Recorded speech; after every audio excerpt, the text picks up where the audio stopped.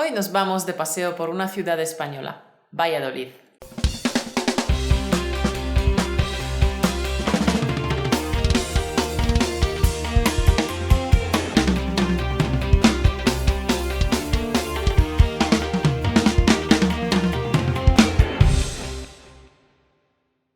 Valladolid tuvo una época en la que fue capital de España. En esta ciudad se casaron los reyes católicos, nacieron algunos otros reyes, murió Cristóbal Colón, vivió Cervantes. Valladolid se encuentra al norte de Madrid a 1 hora de distancia en tren. Por cierto, una pregunta. ¿Sabes cuál es el gentilicio de Valladolid? Si lo sabes, escríbenoslo en los comentarios. Y si no lo sabes, puedes intentar adivinar, aunque en este caso veo difícil que aciertes la verdad. Y si no sabes qué es un gentilicio, te lo explicamos con unos ejemplos. El gentilicio de España es español. El gentilicio de Madrid es madrileño. El gentilicio de Francia es francés. Fácil, ¿verdad?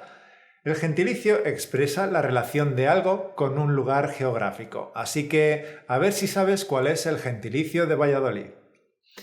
Algo que me sorprendió de Valladolid es que es una ciudad muy limpia. No hay papeles por el suelo y hay muy pocas pintadas en las paredes.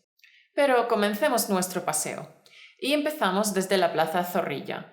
Zorrilla es un famoso escritor español del que hablaremos luego. Esta zona de la plaza sufrió un cambio urbanístico en la segunda mitad del siglo XIX. Es una parte que quedaba fuera de los muros de la ciudad. Junto a la plaza tenemos el Jardín de Campo Grande. Es un jardín de estilo romántico y fue diseñado en el siglo XIX. El jardín es muy bonito, no muy grande ni muy pequeño. Dentro hay una bonita rosaleda, hay un estanque donde se puede alquilar una barquita y el resto del parque se parece un poco a un bosque. Y una cosa que llama la atención de los turistas son los pavos reales, que hay unos cuantos y los puedes encontrar por todo el parque. En la Edad Media iban apareciendo por la zona diversos conventos y hospicios que tenían hospital. Estos conventos se cerraron en la época de la desamortización, que es cuando el Estado decidió confiscar los bienes de la Iglesia. La confiscación de bienes es algo que nace de las ideas revolucionarias y anticatólicas que venían de Francia. Así que el ministro Madozi Mendizábal decidió expropiar a la Iglesia de sus bienes. El Estado se los quedaba y se los vendía a particulares, y de esta forma se rellenaban las arcas del Estado. Toda esta zona alrededor de la plaza de Zorrilla era enorme, porque cada convento tenía al menos 2 o 3 hectáreas. Uno de los más grandes es donde murió Cristóbal Colón. Era un convento que iba desde la Plaza Mayor a la Plaza Zorrilla, que son 8 hectáreas. Los conventos se tiraron y se hizo un nuevo trazado urbanístico. El convento más grande era el de Agustinos Recoletos. Por eso, ahora, esta zona se llama el Paseo de Recoletos. Aquí es donde vino a vivir la burguesía porque en estas casas nuevas había más modernidades, como calefacción, ascensor y luz de gas. Al fondo del paseo, donde estaba el convento de los capuchinos, se hizo una plaza dedicada a Cristóbal Colón, ya que él vivió en 3 ocasiones en Valladolid.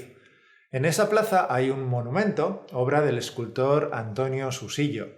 Originalmente se pretendía llevar la escultura a La Habana y por eso Colón aparece como llegando a tierra. Pero al terminar la escultura se perdió la guerra de Cuba y Cuba dejó de ser una provincia más de España. Por tanto, el monumento se quedó aquí. Y detrás de la plaza de Colón se construyó la estación de ferrocarril, la Estación del Norte. Los edificios que se ven en el paseo tienen diseño del siglo XIX. Son de arquitectos que tienen influencia vienesa, del modernismo y del historicismo. El edificio más relevante del historicismo es el de la Academia de Caballería. Su arquitectura recuerda los palacios renacentistas de Castilla, como el de Monterrey en Salamanca. Para su construcción se trajo piedra salmantina, de ahí el color algo rojizo del edificio. Desde la Academia parte el paseo dedicado al poeta del siglo XIX, José Zorrilla, de casi 5 kilómetros. Si desde la Plaza Zorrilla vamos hacia la Plaza Mayor por la calle de Santiago, estaremos pasando por encima del río Esgueva. Este río ahora es subterráneo, pasa por debajo de la ciudad hasta desembocar en el río Pisuerga. El río Esgueva desde el siglo XVI era la cloaca de la ciudad, así que se fue soterrando progresivamente. Una de las atracciones de Valladolid es la Casa de Cervantes, que fuimos a visitar. La Casa de Cervantes queda al mismo nivel que el río, pero ahora el río no queda a la vista porque, como ha dicho Mauro, el río fue soterrado. Cervantes alquiló el primer piso de esta casa durante 6 años. Vivió allí junto a otros miembros de su familia y en la misma casa también vivían algunos amigos que conoció en Madrid y en Toledo. Y vivió en esta casa hasta que le acusaron de un asesinato que se cometió delante de su casa y como consecuencia fue arrestado. 2 días después, tras esclarecer los hechos, le soltaron, pero Cervantes estaba muy afectado por el suceso y decidió abandonar Valladolid. Por cierto, todos los objetos de la casa no son de Cervantes, es una recreación del estilo de vida de la época. Volviendo a nuestro recorrido por la calle de Santiago, llegamos al convento de las francesas, que fue convento de las comendadoras de la Orden de Santiago. Se usaba como albergue de peregrinos y también como residencia para las mujeres de los caballeros de Santiago cuando ellos estaban ausentes. Más adelante, el convento se convirtió en un colegio en el que la educación se impartía en francés, y por eso se le conoce como convento de las francesas. Después se vendió la iglesia y actualmente se conserva el claustro, que es muy interesante. La construcción del claustro es del siglo XV. Tiene una fuente central que es una alegoría del paraíso. Lo más curioso de este claustro es el suelo. Está hecho de piedras de río y de tabas, que son los huesos de la articulación de las patas del lechazo. Un lechazo es un cordero lechal. Las tabas también se empleaban antiguamente para juegos. Como cada uno de sus lados es diferente, se pueden utilizar como si fueran dados. En Valladolid se comía mucho lechazo de forma casi obligatoria porque había 50 conventos. Además, desde el siglo XIV hay universidad y hay que sumar toda la orden del Cister que se repartía por toda la provincia. Una orden es una agrupación religiosa aprobada por el Papa. Bueno, pues en todos estos conventos e instituciones se desarrollaba el oficio de escribir y necesitaban la piel del lechazo porque se usaba como pergamino, por ser una piel más fina. Y por eso el lechazo se acabó convirtiendo en el plato típico de Valladolid y, por cierto, es riquísimo. Sí, hemos comido el lechazo en Valladolid y es excelente. Hablemos un poco de la arquitectura de la ciudad que también nos llamó la atención. Desde que se construyó la Plaza Mayor, hubo una normativa municipal según la cual todo lo que se construyera en Valladolid tenía que ser similar, con una fachada de balcón o mirador y los bajos de local para tiendas o talleres. Esta norma se respetó hasta el siglo XX. La Plaza Mayor se construyó después del incendio de 1561. Por aquel entonces, como las casas eran de madera y adobe, ardían rapidísimamente. El adobe es una masa de barro y paja. El rey Felipe II era vallisoletano, era de Valladolid. Este es el gentilicio de Valladolid, vallisoletano. Bien, pues como Felipe II era de Valladolid, decidió ayudar económicamente tras el incendio. Y la idea era construir una gran plaza con ciertas características. La plaza debía albergar el ayuntamiento, es decir, que el ayuntamiento tenía que estar en la plaza.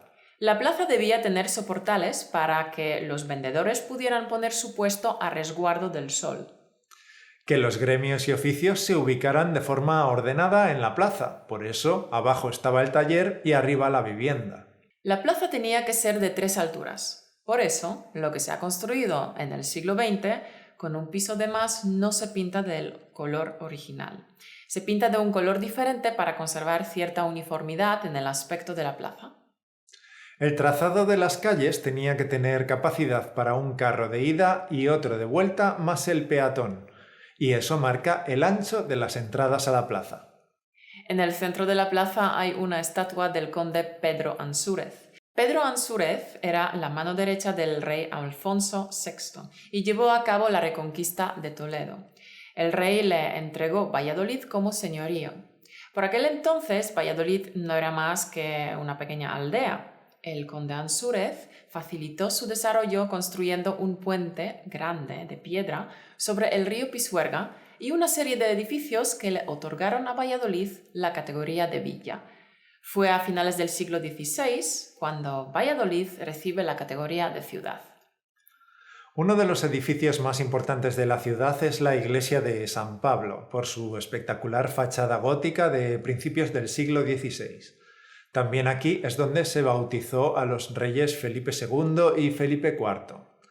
En las esquinas superiores de la puerta podemos ver las figuras de los maestros de obra, Simón de Colonia y Gil de Siloé. El donante de la obra, el obispo Fray Alonso de Burgos, aparece de rodillas mirando al Papa San Gregorio. A la derecha vemos a San Pablo y a la izquierda a Santo Domingo de Guzmán. Encima aparece la fuente de la vida, el paraíso, donde hay muchos niños porque el que bebe de esa fuente es siempre joven. También podemos ver el árbol de la ciencia, que en este caso se trata de un granado. Y en el escudo aparecen Castilla, León, Aragón y Granada. Faltaría el reino de Navarra, que se uniría más tarde. Y muy cerca de la iglesia de San Pablo tenemos el museo de escultura más importante de España y también la casa museo de José Zorrilla, el escritor de Don Juan Tenorio, que lo escribió en 21 días cuando aún no había llegado a los 30 años de edad.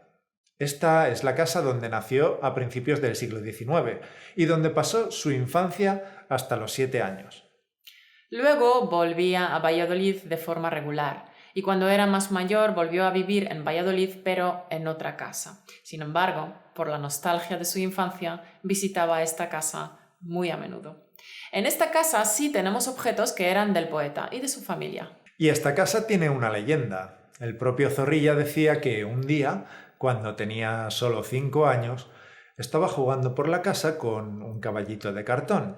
Su padre estaba durmiendo la siesta y su madre estaba en el comedor. Y Zorrilla oyó un ruido que venía de otra habitación. Así que entró y se encontró a una mujer que cariñosamente le dijo que era su abuela Nicolasa. Zorrilla se lo contó a su madre, que no le dio importancia al asunto. Pero después de varios años, Zorrilla vio un retrato en el pueblo de su padre y le dijo a su padre que esa era la mujer que había visto en la habitación. Y su padre le respondió que eso era imposible porque ella había fallecido antes de que Zorrilla naciera. Puede que se trate de una casa encantada. Valladolid es una ciudad con muchas iglesias. Hay iglesias por todas partes. Y tenemos que hablar de la catedral, conocida como la Inconclusa, porque está sin terminar. Anteriormente, donde se encuentra la catedral, había otra iglesia. Era la iglesia en la que se casaron los reyes católicos. Pero en el siglo XVI decidieron tirarla con la intención de construir la catedral más grande de toda España. Sin embargo, nunca se terminó. Nunca había suficiente dinero. Como la obra se alargaba, cuando llegaba dinero había que destinarlo a arreglar desperfectos y no a avanzar en la construcción. Así que al final no se pudo terminar y se cerró de manera sencilla para poder dar uso al edificio. Dejando a un lado las iglesias, es interesante conocer el pasaje Gutiérrez. Eusebio Gutiérrez tuvo la idea de construirse una casa que tuviera un pasaje comercial. Estamos hablando de finales del siglo XIX, en la etapa del modernismo. En el centro del pasaje aparece la estatua de Mercurio, el dios del comercio, las 4 estaciones y pinturas alegóricas en los techos. Es muy interesante de ver. Y aquí dejamos este recorrido por Valladolid. Si quieres visitar Valladolid cuando vengas a España, lo tienes muy fácil porque desde Madrid tienes trenes con mucha frecuencia. Y te recordamos que también tenemos podcasts sobre otros lugares de España como Tossa de Mar, Barcelona o Santander. Son los capítulos 12, 13 y 58. Y también tenemos un estupendo video tour sobre el modernismo en Barcelona que puedes encontrar en españolautomático.com/modernismo. El tour está en formato vídeo, audio y transcripción. Con él puedes aprender español mientras descubres la magia del modernismo en Barcelona. También, si planeas visitar Barcelona, puedes sincronizar el audio del tour en tu móvil y pasear por la ciudad en nuestra compañía. En el video tour del modernismo hablamos de Barcelona, su historia más reciente, sus particularidades arquitectónicas y otras curiosidades. Así que te dejamos el link aquí arriba. Pues nada, figura, lo dejamos por hoy. Gracias por acompañarnos una semana más. Si te ha gustado el vídeo, danos un like en YouTube y suscríbete. Y te recordamos que aparte de los vídeos de YouTube de cada lunes, ahora también tienes capítulos solo de audio de mayor duración para los amantes de los podcasts. Los podrás escuchar en iTunes, en Google Podcast, en Spotify o en la aplicación con la que tú te suscribes a los podcasts. Pero no estarán en YouTube. Son audios de 30 o 40 minutos que podrás escuchar sin estar pegado a una pantalla. Los podrás escuchar en el coche o mientras cocinas o mientras vas al gimnasio. Y es que esa es la magia del podcast, y así es como empezó Español Automático. Creemos que es un complemento estupendo para tu aprendizaje, porque se trata de audios más improvisados, conversaciones espontáneas entre Caro y yo hablando de algún tema.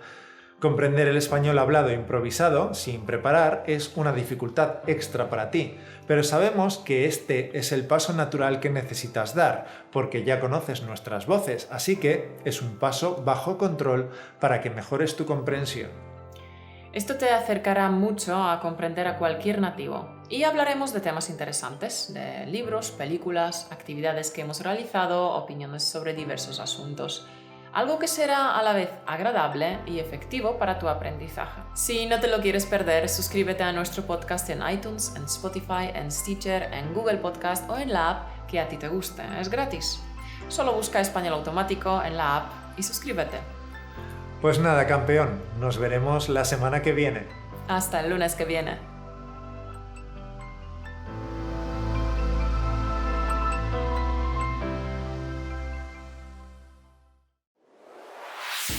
Gracias por escucharnos. Únete a la conversación en españolautomático.com o busca Español Automático en iTunes.